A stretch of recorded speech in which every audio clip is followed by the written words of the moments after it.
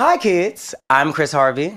I'm Elena Joyner. And I'm Chelsea Jackson. Welcome to Is Designer Dead, the podcast that gets into all things fashion and style, going behind the scenes on the business aspects of fashion, giving you designer deficits, financial reporting, and all the fun and failures of the fashion industry. Yep. Okay, so let's get into your guys' week. Wait, actually, I don't want to get into the week. Something just happened. Don't care about our week. Something just happened to me that I want to talk about. So a guy from Hinge. So it's very low effort, whatever. Okay. Well, I like Hinge, though. Compared to all the other dating apps, I think Hinge is the best. The most effort of a low effort tier. Whatever. Okay. Yes. So he just texted me and he said, hey, Chelsea, how's your evening looking? Would you be free for an effortless meetup? Immediately no. I said, what does this mean? Yeah, just what does that mean? He said, LOL, just a friendly in-person chat if you feel comfortable. I won't take up much of your time. Unless you want to keep it here, I can never gauge on this app. Oh, okay. See, so now it's giving a little bit more like, because I feel like there's a lot of pressure for people to take it off the app, and then he might feel like, oh, I got to take you on this expensive date and all this, and he's just trying to have like a low stakes. Elena's looking at her ring like just happy she don't got to talk about this. The thing is, you think that Hinge is supposed to be a place where men are a little bit more intentional. So why are you immediately saying, do you want to do something no strings, effortless? Like it's a little annoying at that point. Okay, well, he did not say no strings. To be fair, you effortless is low effort. Low effort. But he could also have meant to kind of make you comfortable as well, to be like, oh, like you don't need to like do everything to get ready for the date. I just want to meet you and connect with you and see how we are in person. So, I mean, I actually kind of date the same way though. So before I go out with someone. So what are we talking about? I don't call it effortless. For me, it's like a safety thing, right? Okay. So like I FaceTime my dates if I meet them on dating apps. I also like kind of stalk them, but then I always am sharing my location. As well you should. Yeah. So like the FaceTime, you can kind of judge crazy a little weirdo when you FaceTime them, and then also you can judge like if I'm actually attracted to them. Yeah. So I get it from that perspective. Just the effortless hang threw me off. Please keep us posted on this because why don't you do a FaceTime first? Yes. So that's what I'm going to do. I'm going to do a FaceTime. Also, my face is already beat, so it'll carry me into the night. Perfect. Perfect. All right. Do we want to get into a fit check? Chelsea, do you want to go first? Sure. Okay. So I'm actually wearing a blazer from... Stand up. Right. Oh, goodness. Give us a twirl. Okay. So I'm wearing a blazer from Andamane. It's on Forward. Okay. My pants are Zara, and my shoes are Old Prada. Yes. Okay. Mm-hmm. Christopher. Not Christopher. Christopher. So I am wearing a Casablanca top, which is also available on the Luxland. These little wraparound pants, that I got. I love those. That I got from ASOS. And then the Gucci Furline Mules. From a few seasons ago. So. Yes. I love a wraparound pant. Do a little wraparound. I am wearing a Menswear top. She want to be like me so bad. I was, I like this little athleisure mix. Yeah. Okay. I don't really do athleisure like that. You don't with the heels. I love it. You don't. I love it. These are actually from Urban Outfitters, and these pumps are from ASOS. Yeah. Awesome. You're gonna gag, but it's really giving me a lot of Kim K realness. Do you know I have on a daggone Skims? See, you love to the girls like to talk about. Yeah, you like to talk about her, but you're supporting her, girl. But yeah, here we are. In a pinch, is what I was, and I didn't find anything that I could use as an alternate, so I had to get it. It's also very expensive, by the way. It's like $70 for an undergarment, by the way. Yeah, I just wear Spanx. I couldn't find Spanx. That were this color last minute. Okay. Well, anyway, let's get into the show, people. So first off, we're going to do another Is Designer Dead segment. The theme of this one is the comeback kid. So we are going to talk about brands that are having a resurgence in popularity and relevance, and they really have been able to bring back excitement and vigor to the label. So the first one we're going to talk about is Diesel, currently helmed by Glen Martens, who actually just got not promoted, but another role. He's going to take over at Margiela. He's going to do both brands simultaneously. So shout out to him and that work ethic, child. But Diesel was a brand that was super, super popular, I feel like, in the 2000s, especially from a denim aspect. I remember the jeans being like super cool. And they were also popular like abroad. I remember like traveling to Paris and they were like really popular over there. And now Diesel is like been seen on a lot of like the it girls and the cool kids. And even like their bags have been super popular as well. And they're not a brand that used to be synonymous with accessories. So I think it's really exciting. So what do you guys think about Diesel? So I have a love-hate relationship with Diesel because Glen Martens had to shut down YR Project to go to Margiela, but he's still designing. Wait, is that why he shut it down? Or I thought YR Project just financially, they just weren't doing well. Well, I was thinking it from a time perspective, but you made me right. You see how they do? She's like, he done shut down his brand to do this, and now. Okay. I like Diesel. That's all. Let me go talking about it. Okay. But no, I love White Project, and I love what he's done at Diesel. So I'm super excited about Margiela. So yeah.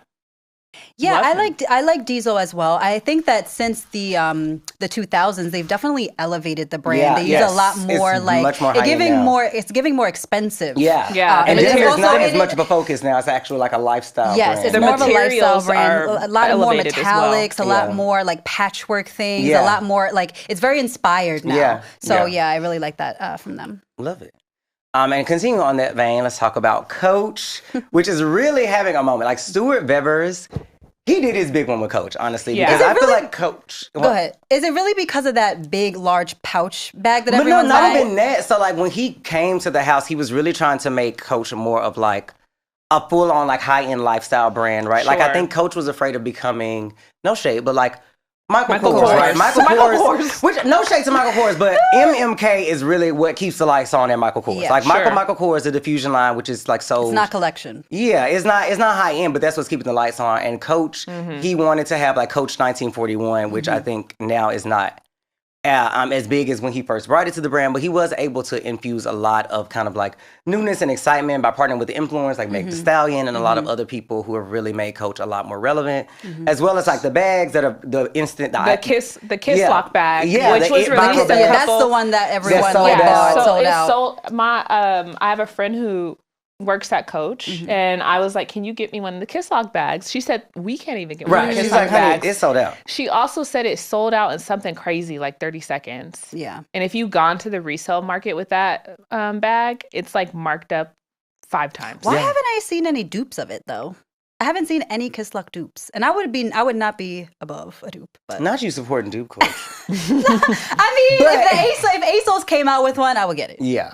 But, I mean, also, I'm glad that the leather craftsmanship of the brand is still there. They make really, really good leathers that are actually very affordable. And, like, I think the craftsmanship is really great. From a business perspective, I also wanted to know, obviously, Coach is part of Tapestry brand, which recently sold off Stuart Weitzman. Coach is actually, obviously, the pearl and the gem of that portfolio company. And it's doing actually very well. So, in Q2, just Q2, honey, $2.2 billion in revenue. Gross margin up 280 basis points. Wow. And then Coach as a whole, Tapestry was $2.2 billion in revenue. Coach was $1.7 billion of that. So the majority is coming from Coach. They also are up 10% to last year, which is amazing, especially in this economy. Kate Spade is struggling a little bit, but they do have a new collaboration with Target, which was a choice, and I wish them the best. But anyway, Coach as a business is doing very well, and I'm excited to see what they do and if they're going to continue to acquire other brands, maybe not in this kind of economic moment with all the uncertainty, but I think they're making sure that they are focusing on Coach, which is probably why they sold off Stuart Weitzman, to make sure they can try to revive Kate Spade and they can keep Coach doing well. Yeah, I mean, I really like Coach. I feel like I would just remember back in the day when I would have like every Coach sneaker and like every little bag. It was one of those things where the All I Have video with the Coach luggage. Yes, I just knew I was gonna grow up, get those Manolo Tims and that Coach luggage, honey. Very New York of you. Very. Oh, yeah. But like I just think it's one of those brands that did need to reinvigorate themselves, and I think that they have done that pretty successfully. They're also very much expanding within the Asian market, and we talked last episode about how there may be some like anti-American sentiment just given all of the tariffs. So we hope that I hope that they're able to still be successful in that strategy, because that was a very big strategy for them to expand over there. And I also like that they're keeping with the heritage, like you said, of the craftsmanship. What I didn't love is that I think that they're on the forefront of bringing those charms back on the bags, and I really hate those charms. I hate those charms. Oh my gosh, why? And I think it cheapens the bag, but I think for the Gen Z customer, it's good. It's for like teenagers, and that's like a lot of these trends are like not for us, and that's fine. Yeah. And then the last one I want to talk about is Calvin Klein, which their resurgence is still questionable, but it seems that they are trying to come back. Like, they were a brand that I think really tried to go the high-end route, right? Remember when they hired Raf Simmons? Yes. And then he was... I love that era. Remember that Solange marketing campaign? Yeah, and then they brought, the Jaws t-shirt. So he was known for infusing, like, popular culture and Americana into their brand and kind of making it more high-end. Unfortunately, the customers did not like it. That line did not do well, so he was summarily removed from PVH Corp and from Calvin Klein as a whole. And so they now are going back onto the fashion calendar. They just presented at Fashion Week in New York Fashion Week.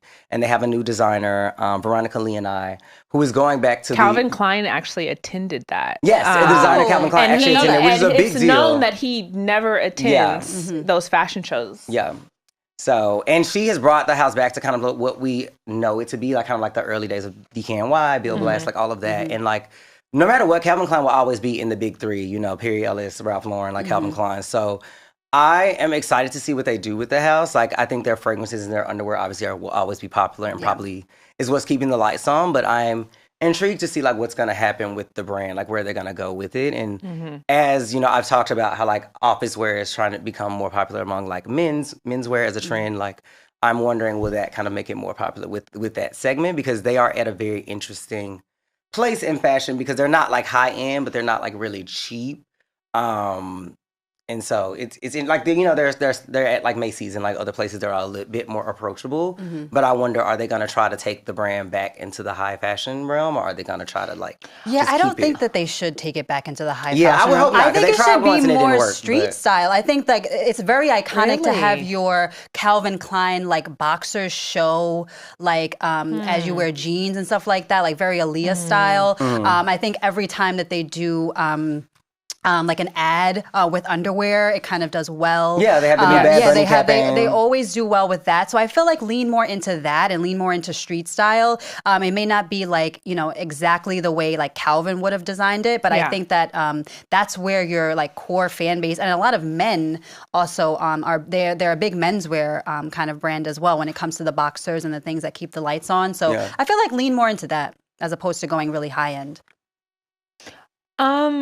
I'm going to disagree with it. As somebody who loves kind of that era of fashion that you think of Calvin Klein, like the slip dress, like simple elegance, like the like leather on leather that is like synonymous with like kind of 90s Calvin Klein. I want them to have some semblance of that, and then also do like the more streetwear lines. Obviously that keeps the lights on, so that would like feed into like the more expensive designer line. But I really just want to see like a silk backless something for Calvin Klein. I'm such a fan of the 90s era, and it would be nice to see for me. Yeah. Well, and it looks like Veronica's going that route from like the latest position she showed. It was more in line with what you said versus like a more of a street style aesthetic. Well, next up is Neuvo News, where we talk about new and exciting drops. First up is something I'm really excited about, the latest Hanifa drop. So Hanifa is a Black woman designer based out of the DMV, and she, drops stuff periodically online. The most iconic one, I think, is the one that she dropped during COVID, where she did an like a avatar fashion show. But the newest drop is like a lot of limes and a lot of yellows and like very like fun spring colors. My favorite of which is the yellow jumpsuit. It's like corseted on top and billow. Like it's very coated, very billowy on the bottom with a square neckline. It is so cute. But everything's sold out, or is like the pre-order. She usually gets back in stock. Now. She usually gets back in stock. So you can find Hanifa profiled on Join Black. I just profiled her spring collection, and I really love this from her. She does a lot of knit pieces, like and I think they're also like, and she also does a lot of like. Fuller figured like plus size styles as well. I think she just like does a lot of extended sizing. I think this is really like very on brand for her to do like the knits, the yellows, the crops with the wide leg pants. Yeah, with the wide leg pants. I love this from her, and I think this will be a really like great collection for like brunch or for. I actually think you can wear a lot of these to like weddings as well. Absolutely. And then there's also a look with like silver pants and like a flowy top that I think is really giving. So another one I really liked was that polka dot knit dress, and I think like that was kind of like the hero that a lot of people were in love with. Oh, with the tassels at the bottom. With the tassels at the bottom. So great collection from her overall. Yeah, and I also love the shirt dress. I'm seeing a lot of women shirting and a lot of spring and fall collections too. So I like. I will be. Thought that was a chic piece. I'll definitely be getting the jumpsuit. So next up, we're going to be talking about menswear brands to watch. First up is Amiri, designed, of course, by Mike Amiri. What are y'all's thoughts? Y'all know I love Amiri. Yeah. Especially, I like found out more about Amiri in terms of like his streetwear aesthetic, but he actually has a lot of great suiting and tailoring, which I really love. And so that's kind of like the area where I like to play more in terms of Amiri. Like I like streetwear too, but like I love the suiting. Like I really am excited about the resurgence of suiting for men, as I've talked about many times, hoping for that to come. So I love it. Yeah, I like Amiri too. I think this past collection was giving very much like a little Gucci inspired, very like sumptuous, like a little like sparkly, and definitely like the Hollywood. suiting, very old Hollywood. Yep.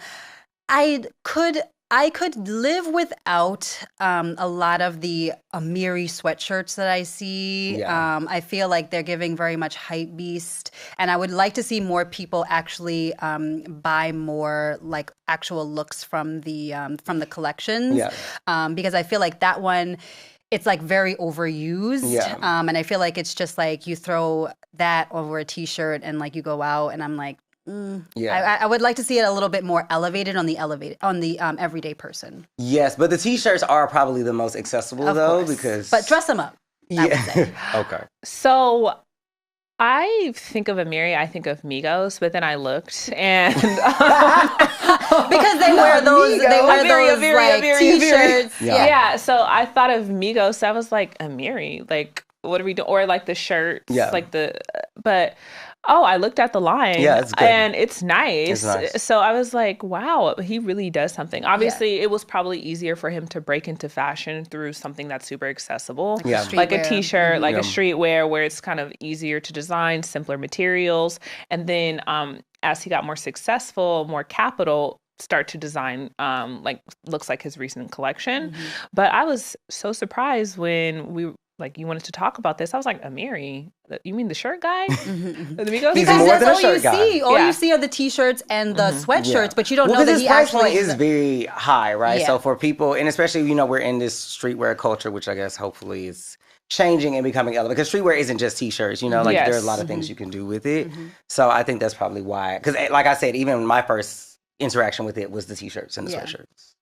Yeah, so next we're going to talk about Jacquemus, who I have pieces by, and I don't know Jacquemus usually for menswear. So when I was looking it up, I was like, I didn't even know that Jacquemus had menswear. Neither did I. So are these kind of the pattern, like people that are known for one thing, maybe that, now we're talking about them in a totally different way? Is that what you envision? It's a line extension. Yeah, well, and I think oftentimes, like when people have a menswear and a women's wear, especially if they didn't start with menswear, the women's wear typically gets a lot more attraction and a lot more interest. So I don't know how long to my knowledge, he's been doing it for like a while, but he may have started with like women's wear. But I think I like Jacquemus a lot for like the suiting and like the blazers. And like I think they also have a lot of cool like campy like graphic shirts and like button up and bowling shirts, which I also see with like a JW Anderson. I kind of put them in like a similar lane. They obviously give different things, but like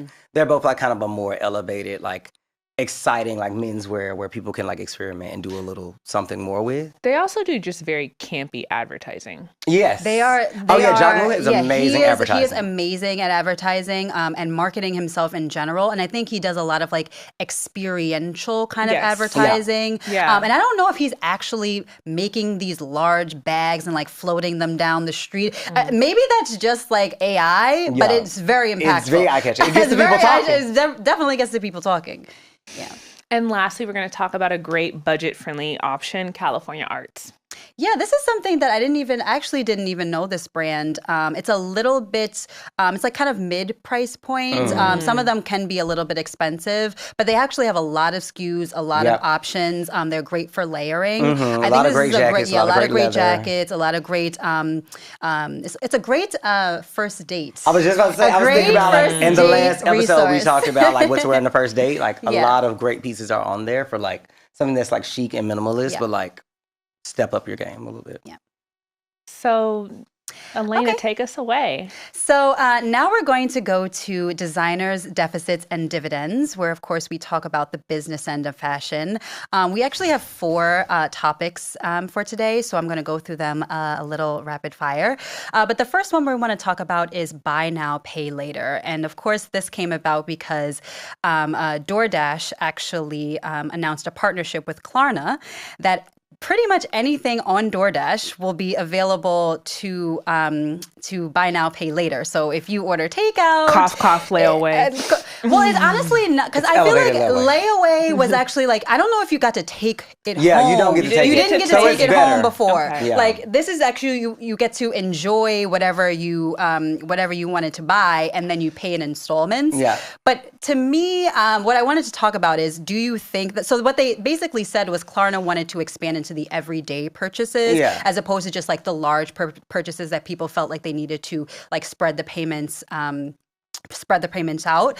But now, you know, there is a concern that I have in terms of like people like abusing it and like, you know, it leading to overconsumption and living beyond your means. So I wanted to open it up quickly to you guys. What do you think about this? Will you be using it? Do you think it'll lead to something kind of not as great for the consumer? I think it's extremely predatory, especially if we're talking about like consumer confidence and maybe people wanting to stretch things out that they normally wouldn't stretch out.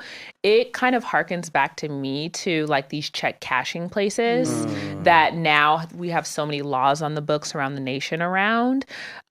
There's no reason why somebody should do a buy now. Well, obviously, like, you got to feed your family, and like, let's not get classist in this conversation, right? But why do I need to do a Klarna for a $20 like Taco Bell? It's not just takeout. It's also the higher it's price groceries, points, like it's Sephora, retail, it's a lot of different everything. things. But what do you need at those price points that you like need to pay in installments? That means you probably don't need it, and which is why I feel like Klarna is usually meant for larger purchases. But if like you can't, if you really don't think you can afford a $30, $40 like grocery order, then maybe it is a little beyond your means, and maybe you should wait, to consume. But that's just my opinion. I do believe it's predatory, and I don't like that they are kind of trying to align it to giving people resources and all of these things, because people are a little vulnerable in this economic climate.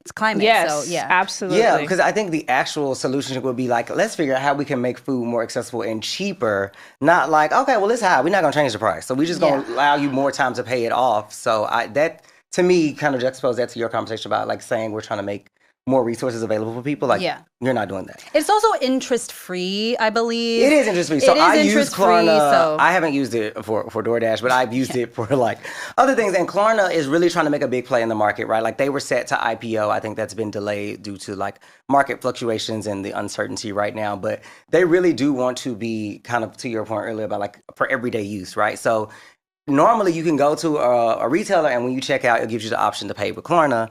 But now there is an actual option where you can create a virtual card through Klarna on the Klarna app and shop pretty much anywhere where, even if they don't have a partnership with Klarna, like you can create that virtual card and shop there. And it is usually it's for interest-free payments. So it typically aligns with how people get paid once every 2 weeks. Well, that I think is fine, but it's all about being responsible. Yes. Just like a credit card, right? Yeah. Like if I have a high limit, I could go crazy, but like It's I also still need debt, to be though. responsible about how I'm paying. Yeah, it's debt. It's still debt. It is debt because you're gonna have to pay it off. It's You not are. like they're like, oh, don't worry about it. You made one payment, it's fine. Like you're still gonna have to pay these people. All right. So the next one I want to talk about is the rise of new shopping channels. So for this one, it's shopping on TikTok and then also live shopping, similar to how you would do on like for my mom and them, the QVC, My mom. and then for like our kind of contemporary era, like Amazon Live. So does anyone want to talk about TikTok? I've done some research. Go ahead. I think also it's important to note, like the fastest growing live shopping Is in China. Is in China, but the one based in America was Whatnot. Oh, yes, yes, of course. Yes, yeah, okay. Whatnot. For sure. So just quickly on TikTok, I did a little bit of research. U.S. shoppers average about $700 on TikTok last year on the TikTok shops. Per shopper? For the people who did buy on, it was like about they kept buying, and it was mostly kind of impulse purchases. So a lot of like beauty, a lot of that makes sense. kind of gadgets, because you don't really find a lot of like high end things on there. It's mostly like little impulse things that you see an influencer kind of having or using, and then you like impulse buy it. But they did say that there was a lot of buyer's remorse from the article that I found. A lot of people just report like regretting like how much money they spent on it on these things, and they kind of like were collecting in their closets. So have you guys ever shopped on TikTok? What do you think? I'm a big TikTok shopper. What do you get on there? I bought lotion. So Beauty, who's the from Huntsville, Alabama? The girl, she has the You'll know because you're Southern. Right. No, because you watch a lot of reality TV. Oh, is she from Love and Marriage? Love and Marriage Huntsville. Oh, and I didn't know remember she she had was going to have the baby with her husband, and they like won. Anyway, she owns that big. Anyway, I bought 10 lotions from her over the course of the year. Yes, and they're amazing. You're the exact shopper that we're talking about. Shopper from TikTok. But I will say, there was a huge push as somebody who has like worked with TikTok at work, both in an advertising as well as a shopping, like getting our SKUs onto TikTok capacity. Yeah, there was a huge push on TikTok last year to become a retailer, right? So they changed their fee to include a lot of like in For You page shopping links. They incentivized people to post those links on their For You page, and created a special program for affiliates for that. So there was a huge push by the brand, and obviously I think in the price points that are on TikTok, which are usually a lower ASP, there will always be probably more buyer's remorse because you're more apt to buy things that are cheaper, right? So I don't know if the correlation is because it's TikTok per se, or rather because it's already in like an addictive app or an app where you're scrolling, and you make a $20 purchase you probably wouldn't have made, right? You have a higher propensity for buyer's remorse. Chris, anything to contribute? Have you shopped on TikTok? I have not. Have you bought anything on Amazon Live or Whatnot? I have not. I know. I just feel like I'm just getting old. I don't know what's going on with the trends. I'm not shopping them. I have bought on Amazon Live. You just be buying everything. everywhere. Confessions of a shopaholic. But one thing you do know about what trends? Oh, it's getting trendy. Okay, so I'm really excited about all of the spring trends, you guys. So first up, let's talk about dresses over pants, which we've seen on a lot of the different runways. I think we've also seen it in the fall runway, so it's a trend that they're expecting to continue. But we'd love to get you guys' thoughts, because obviously that's a trend that y'all will be doing and not me. I actually think that it works when the look is like supposed to be like that. I feel like if the designer kind of made a dress over pant look, that's when I like it a little bit better. When you start to piecemeal like a dress that you have with a pant that you have, that's when I think it doesn't look as put together, but that's just me. I would try the trend if it was like a full look. I personally like it. I more so do like the skirt over pants look. I don't know if I would do like a full look. It would have to be like a mini dress. Yeah.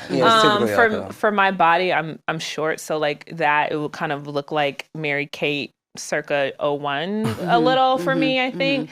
But I own skirt pants that I love. I would like to see it on me. I've never done it, but one influencer that I know we all love, London Girl in NYC, she does this all the time and it looks so good. How she usually does the trend is she'll have like a corseted top or it'll be a smaller top and then the bottom will be voluminous and then she'll have like a voluminous pant to match. Yeah, so it's really like a layered kind of what I discussed before, the law of thirds approach. And I think that's how you would probably have to approach it in that instance. Yeah, I probably would have to work up to this trend maybe. I think a safe way to do it is probably doing like a more of a monochrome look, especially with fabrics that are the same. So like make sure it's the same type of fabric and the same color scheme. And I think you could probably make it work and it probably would elongate you, I would think, just like monochrome looks typically do. So next is the boudoir lace trend. So colorful lace, like not your grandma's lace, but like something that's a bit more sultry and like boudoir, obviously for the bedroom, you know. So now this is for the third date, or maybe the 10th date. This is not for the Charlotte. This is not for the first date, ladies. I would say I do like it. I think I like it when it's a little bit more like moody as opposed to colorful. I feel like it's a little bit more I don't know, kind of elevated when it's either like in a cream or in a black. But I do like it. I do think that it is important, though, if you're going to wear something that looks a little bit more like an intimate, to not show too much. But it's just me. I personally love it. We'll try. Have tried. Period. And the last one we'll go through is polka dots, which I love polka dots because we were talking about this earlier about like having like a little 80s moment, like especially with like a polka dot like mini dress with like little shoulder pads or something, or like a polka dot top, or we've seen this at like Marc Jacobs, Carolina Herrera, Valentino. So I think it could be a really chic trend, but it's something that you have to do, I think, in small doses, or you have to like be smart about it because. Yeah, I was actually going to wear that polka dot dress today, but then I realized I didn't have enough cleavage. You pointed that out to support it. The girls are always trying to say that I am the villain. That's crazy. But no, I love prints. Like, I will mix match prints. Like, I'm super excited for the polka dot trend. I have some polka dot tights. Okay, cute. That I think actually add a little bit of whimsy. And they're a little sexy actually too. They add something to an outfit. So I think like choosing my spots for it is how I'll probably wear it, as opposed to like the big oversized ones, let's say from a Marc Jacobs. But Awesome.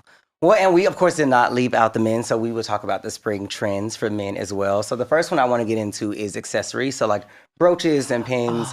We saw this, I think, was it at the Oscars, where we saw like different men wearing like a brooch or a lapel pin. I think it's really like smart jewelry that you actually can incorporate into every day, right? Like if you're just wearing a blazer to work, you could put it on there, or if you have like a cool jacket, you could put it on the jacket as well. Like I think it's something that adds a little bit of like sartorial flair to like any look. So I love this trend. I absolutely love it. I love when men have like, you know, brooches or lapel pins or cufflinks, like adding any accessory.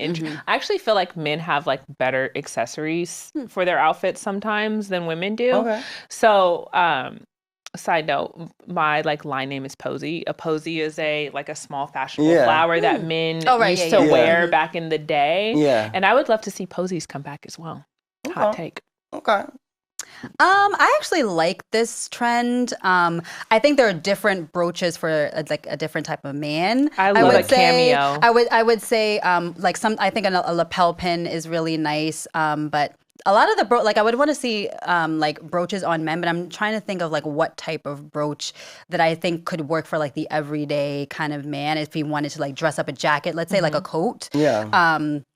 But yeah, maybe thrift them or I think having a lot of options to choose from will be key for this trend. Yeah, I usually think of like either gemstones or like gold and pearls. I think pearl is easy because it's white, so it's like it adds a little bit of something without trying to do too much. I've talked a lot about the office wear trend, which I love. Like people like even just like button up shirts with trousers and like sneakers. Like sweaters over like shirts and like ties and things like that. So like I'm excited about that. If you guys have anything y'all want to say about that before? If not, I can just keep the rapid fire. Office wear trend? Yeah. I think that has been, I mean, it's kind of been synonymous for the last few seasons in like both women the office and siren office siren in women and menswear. And I also have been seeing it like trending because like it's like millennial fashion coming back too, right? Like wearing your khakis in the club. I like it. I mean, as somebody who wore khakis in the club, like I'm excited to see men do it more. We were just talking about in the last episode how we want to see men dress up more for dates. So maybe this will encourage them to do that. There we go. Yeah. And then your favorite saying, say Drake, bootleg jeans, as we saw on Kendrick Lamar at the Super Bowl. Like, bootleg continues to be a trend for men. Wait, is it bootleg or bell bottom? They're kind of like, because I feel like his were actually like flare bell bottoms. They were, yeah. So anything in that realm, like bootcut flare bell bottom ish. I don't like it. It depends. I don't.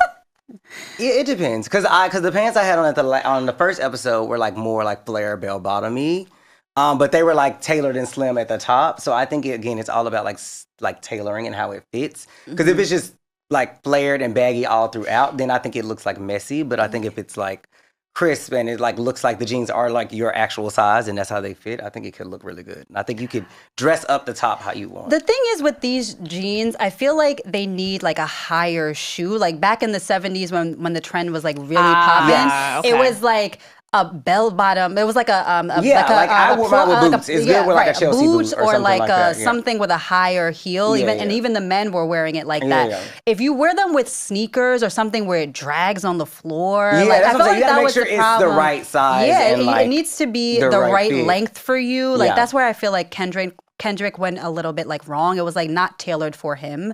So yeah, I think it's a tough trend to pull off. Yeah, I love it, but I love a swag. I like a guy who kind of dresses out of the box a little, and will take more fashion risks. I think that a flared pant in this day is a risk for women and men actually because it's not like on trend necessarily. But I love Kendrick Lamar's outfit. I even loved the drag a little. I thought that it was just like kind of edgy and cute. Okay. Well. And then the last one is just razor thin eyewear going back to like the 90s and 2000s. Remember when we had the little... Are we back to that?